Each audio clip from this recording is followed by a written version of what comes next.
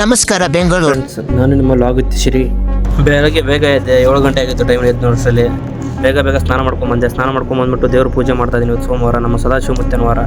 ಅದಕ್ಕೆ ಪೂಜೆ ಮಾಡ್ಕೊಂಡು ರೆಡಿಯಾಗಿ ಹೋಗಬೇಕಾಗಿರೋದು. ಇವಾಗ ನಾವು ಗಣರಾಜ್ಯೋತ್ಸವದ ನಿಮಿತ್ತವಾಗಿ ತ್ರಿವರ್ಣ ಧ್ವಜಕ್ಕೆ ಏರ್ಪೋರ್ಟ್ ಹೋಗ್ತಾ ಇದ್ದೀವಿ. ರೆಡಿಯಾಗಿ ಬಂದು ಹೊರಗಡೆ ನೋಡಿ ಬೆಂಗಳೂರು ವ್ಯೂ ಯಾವ ಥರ ಇದೆ. ನನಗೆ ಕನ್ಫ್ಯೂಸ್ ಆಗೋಯ್ತಿದ್ದು ಊಟಿನ ಅಥವಾ ಬೆಂಗಳೂರು ಅಂತ. ವ್ಯೂ ಎಲ್ಲ ನೋಡ್ಕೊಂಡು ಗಾಡಿ ಹತ್ರ ಬಂದೆ. ಗಾಡಿ ಎಲ್ಲ ಫುಲ್ ಧೂಳು ಹಿಡ್ಕೊಂಡು ನಿಂತಿತ್ತು. ಗಾಡಿ ಎಲ್ಲ ಒರೆಸ್ಕೊಂಡೆಲ್ಲ ಧೂಳು ಹೊಡೆದೆಲ್ಲ ರೆಡಿ ಮಾಡ್ಕೊಂಡು ಇವಾಗ ಗಾಡಿ ಸ್ಟಾರ್ಟ್ ಮಾಡ್ಕೊಂಡು ಹೋಗೋದು.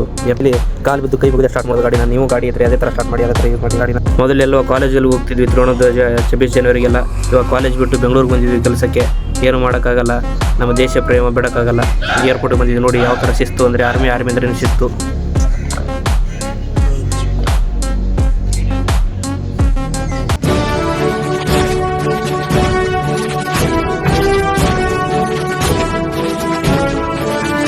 ತ್ರಿವರ್ಣ ಧ್ವಜ ಹಾರಿಸೋದು ಮುಗೀತು.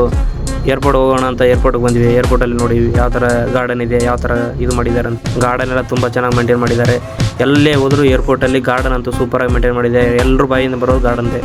ಅದಕ್ಕೆ ಕಾಫಿ ಕುಡಿಯೋಣ ಅಂತ ಕಾಫಿ ಕುಡಿಯೋಕೆ ಬಂದ್ವಿ.